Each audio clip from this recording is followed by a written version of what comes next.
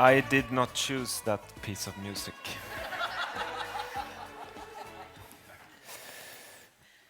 Thank you so much for inviting me here. I'm so happy to be in this wonderful city. I was here actually just last summer of free will. I didn't go to Copenhagen. I went to Riga for my vacation. And I'm back. Okay. So, what about this subject of money and urbanism? Well, I think it's amazing that we talk about cities and we talk about how new technologies and advanced things will change our cities and our lifestyles. And then we seem to all the time forget that the very basic purpose of cities is making people meet, like connecting people in public spaces, that we are not isolated in metal boxes, that in fact what is smart, what is sustainable, what is livable, and what is prosperous comes from people meeting each other, exchanging ideas. And when it comes to urbanism, it's so much about how we treat spaces. As heard from Jan here, I mean, how we treat our spaces between the buildings. And there has been some studies of the relationship between urban form and value, housing value, land value, property value.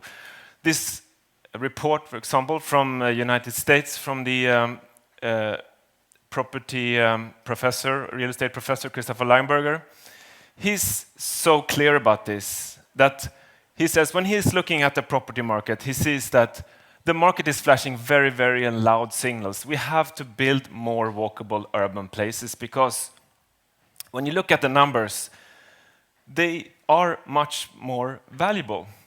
And in this case, they used a metrics called walk score, and they correlated with housing prices and property values. And it's very clear that what they call walkability, how many things you can reach within walking distance from your apartment, is closely related to value. And when it comes, because I'm an urban designer, I'm a researcher at the School of Architecture in Stockholm, also run this urban design studio, Spacescape, in Stockholm.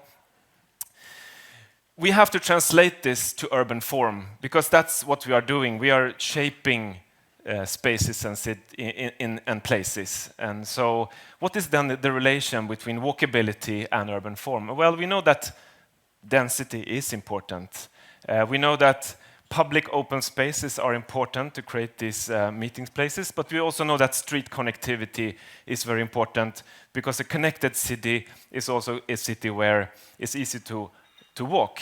And these are very geometrical things. You can measure them. You can measure how much density, how much open space, and how much street connectivity you have.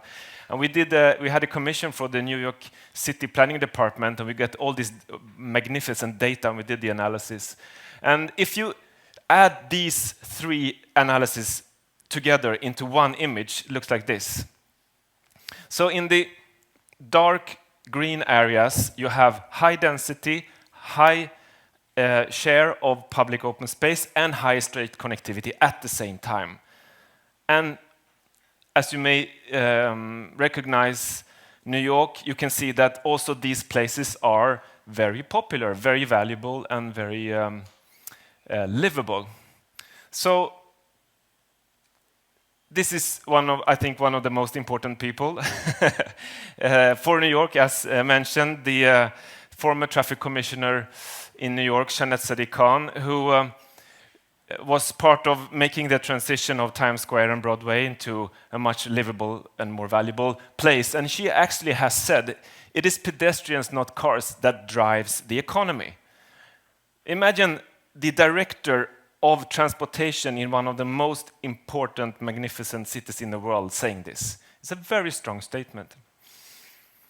We also, if we look at another example, if we look at Oslo, the capital of Norway, they are now have decided to make the inner city almost car-free. And that is so interesting because I think that's in competition with Copenhagen and Stockholm and Helsinki and all the other cities.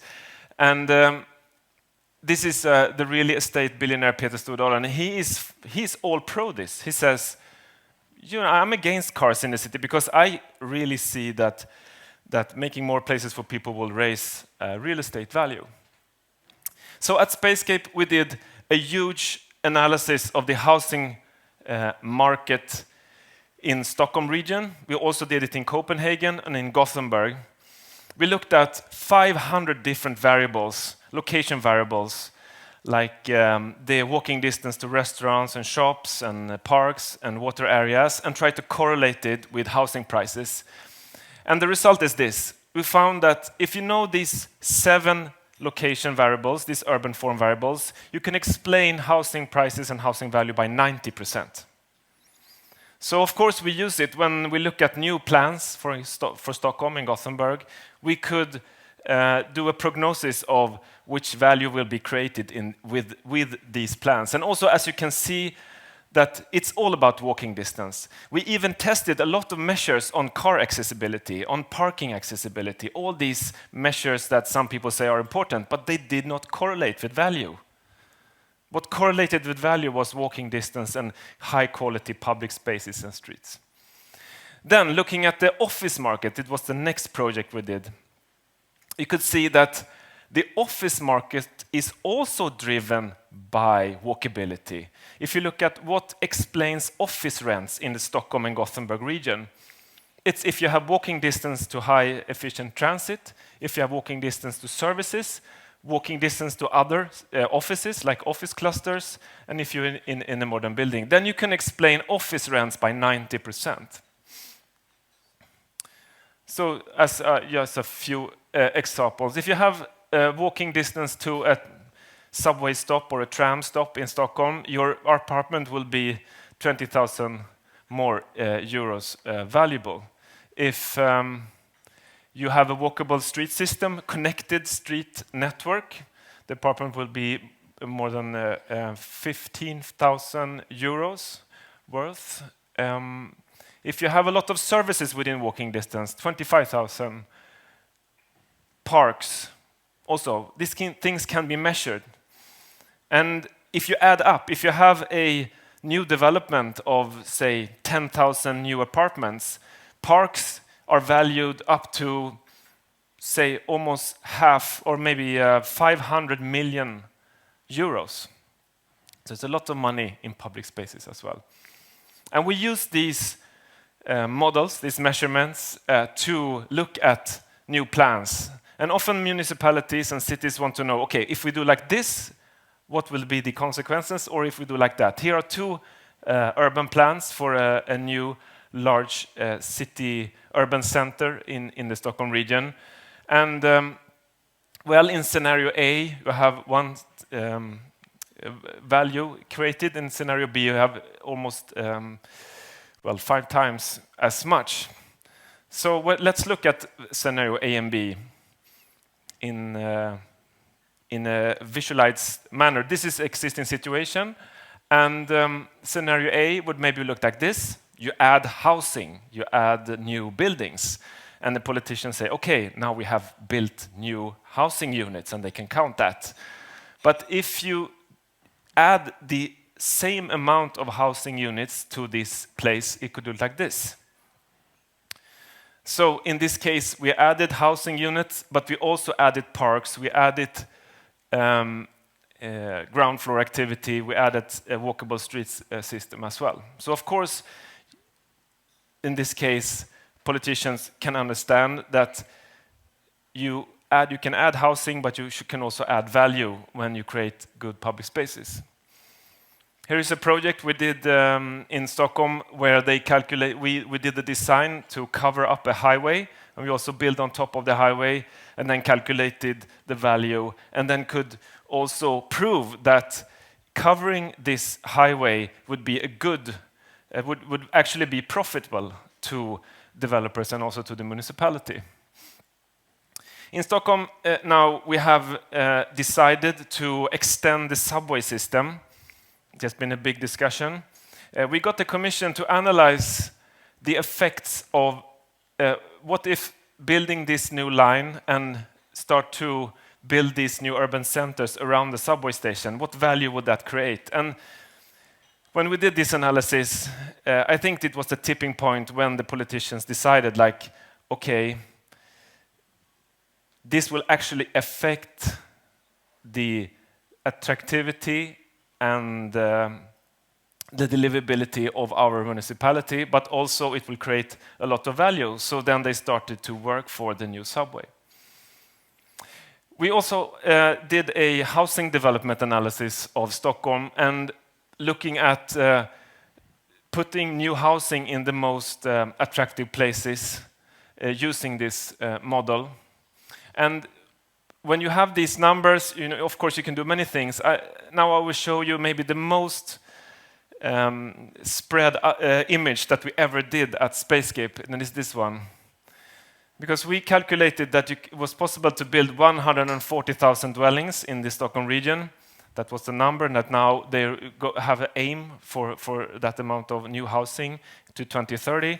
But when we did this image, all the other departments, instead of the urban planning department, the social department, the cultural department, the traffic department, all the other departments just woke up and saw, well, all this new housing will actually affect also other things in the city that we have to plan for. And the city plan of Stockholm, actually, the last city plan we had, actually had the name The Walkable City. And I think that's a great name for a city plan. Because when we talked about the city plan, we talked about it as we labeled it, well, it says this thing is in, not the plan, but it's in the walkable city. It became a concept which we talked about the city plan and the vision at the same time. So that was great, I think. So just finishing up, this is to show you one very concrete planning project that we did at Spacescape. We did the urban plan for the airport, Arlanda, the Stockholm Airport City Stockholm, as it was called. And we had the vision that this place was to create walking distance to the rest of the world. And it was a very simple plan, but it was just the idea. The client said to us, well, we want you to make a plan that when people come to Stockholm, to the airport in Stockholm, when they step out of the terminal, they should step out in a walkable, nice, livable urban environment that is communicating the things that is actually what Stockholm stands for, the walkable city. So with this image, which I hope will be reality in the close future, they have decided to actually realize this plan. So if you come to Stockholm in maybe 20 or 30 years, I hope it will look like this. And I welcome you all to Stockholm in the future. Thank you so much.